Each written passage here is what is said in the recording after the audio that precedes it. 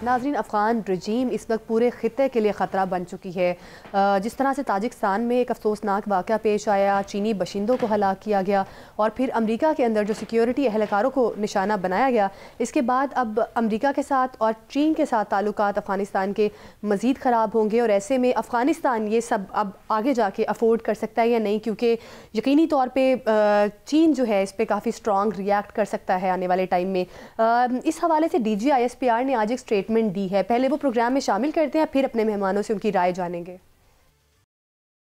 Our problem is also not with the Afghanis. हमारा भी मसला अफगान तालिबान रजीम के साथ। हमने अगर आपका ट्रेड बंद किया तो इसलिए नहीं बंद किया कि हमें कोई प्रॉब्लम है ट्रेड का। हमें प्रॉब्लम ये कि हम कहते हैं कि our security becomes paramount, our lives are more important. तो blood and business can not go together. Good और बैड ये बयानी का हिस्सा है। In our view there is only one sort of terrorist which is good, which is a dead terrorist. तो हमें कोई डिस्टिंक्शन नहीं। हमेशा जो सा है हक बातिल पे गालिब आता है, ये अल्लाह का कानून है। हम हक पर हैं, हर तरीके से हक पर हैं। So we will prevail. और रिजॉल्व की तो आपको पता पाकिस्तान में कोई कमी कोई नहीं है।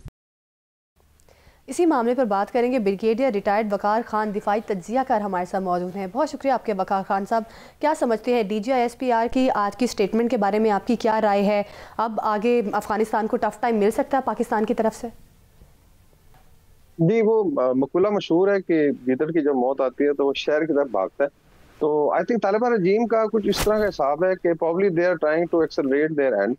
देखें, अभी सबसे बड़ा भाई था तो पाकिस्तान था, उसके साथ आपने आई वुड से कि ज्यादती की पिछले 4 साल से, और हम बैठ के इनकी सारे नखरे बर्दाश्त करते रहे। ईरान अभी ब्लैंक चेक दे के गया पाकिस्तान को, दे आर फेड अप। उन्होंने तकरीबन 15 लाख अफगान लोगों को रिपेट्रिएट किया और शायद जो बाकी हैं वो भी हो रहे हैं। फिर अभी रह गया था ताजिकिस्तान ऊपर और उज्बेकिस्तान और चाइना। तो ताजिकिस्तान में आपने एक तीर से 2 शिकार किए, और उसके अंदर भी एक फैक्टर है बिकॉज जो आईनी बेस था वहां से भारत को ठुड्डा मार के निकाला गया था, तो वो बड़ी तकलीफ है दोवल साहब को।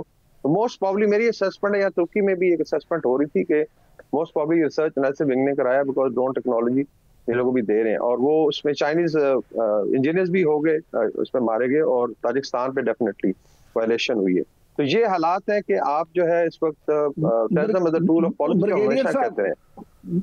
ब्रिगेडियर साहब प्लीज इसमें थोड़ी सी रोशनी इस पे भी डालिएगा, क्योंकि आप माशाल्लाह तुर्की में भी हैं, वहां पे जो इस वक्त ख्यालात चल रहे हैं, जो बातें हो रही हैं, एक यहाँ पाकिस्तान में भी कुछ तज्जियाकारों का मानना, खासतौर पे नजम सेठी साहब ने भी अपने प्रोग्राम में ये बात की है कि इसराइल ने इंडिया को जो ड्रोन दिए हैं, इसराइली ड्रोन्स, वो इस सारे वाक़े में भी वही इस्तेमाल किया गया है। तो आप ये क्या समझते हैं कि इंडिया इसराइल गठजोड़ और फिर आगे अफगान इंडिया गठजोड़, ये सारे मामले को आप किस तरह से देखते हैं? जिसमें डेफिनेटली हो सकता है, लेकिन चूंकि इसराइल से कोई डायरेक्ट फ्लाइट्स नहीं है ना, कोई मिडल ईस्ट का आई थिंक कंट्री इस तरह इजाजत देगा। तो अभी आप देखें, अभी कल भी खबर थी कि आई थिंक 70 टन जो है अद्वियात पहुंची है। वी डोंट नो अभी भारत से अगर जहाज आ रहे हैं तो अद्वियात है या क्या कुछ है। तो अगर हो सकता है वेरी मच पॉसिबल कि इजराइल इसमें शामिल, because they will like to destabilise, because they also feel कि वहां से ईरान पे भी नजर रखी जा सकती है और पाकिस्तान के साथ उनका भी एक स्कोर है। But all told I think conduit जो है वो भारत ही है, मेरी असेसमेंट है। यहाँ पे आई थिंक जो ओवरऑल ग्लोबल असेसमेंट है उसमें अभी बड़ी क्लियरली एक फीलिंग है तुर्किया में कि मोस्ट प्रॉब्ली रजीम जो है अपनी हरदर्मी की वजह से now they are going to lose अपना रूल भी शायद को बारहा निशाना बनाना। इससे पहले भी चीनी टीचर्स, इंजीनियर्स, उनको निशाना बनाया गया था अफगानिस्तान में मौजूद दहशतगर्दों की जानिब से। और अब ये जो वाक़या पेश आया यकीनी तौर पे निहायत अफसोसनाक है। अब चीन का रिएक्शन क्या हो सकता है, क्योंकि चीन ने अपने शहरियों को ताजिकिस्तान में काम करने से भी रोक दिया है। तो अब इसके बाद क्या मंजरनामा बनता हुआ आपको दिखाई दे रहा है? जी वही है ना, बेसिकली जड़ तो वही है ना, बेस एक्चुअली रशियन भी था। रशिया में तो देखा जाए तो टेक्निकली आपने 4 मुल्कों पर अगर अमेरिका का अटैक शामिल करें तो 5 ममालिक हो जहाँ पे आप डायरेक्टली आप नाउ इन्वॉल्व इन टेररिज्म। तो कहीं से भी देखें, मेरे ख्याल में it can start from anywhere. अभी ये भी खबरें थी कि यूएस ने टारगेट्स लॉक किए हुए हैं, ये आई थिंक गार्डियन की खबर थी। और हो सकता है कि मुझे ऐसा लग रहा है कि आइंदा कुछ दिनों में अगर ये हरकतों से बाज नहीं आते तो मैसिव स्ट्राइक आ सकती है, and then you can actually see fallout शुरू होगा, बिकॉज अहमद मसूद भी तैयार है जो नेशनल रेजिस्टेंस फ्रंट है नॉर्थ में, और वो ताजिकिस्तान भी उनका आप कहने की एक एफिलिएशन है।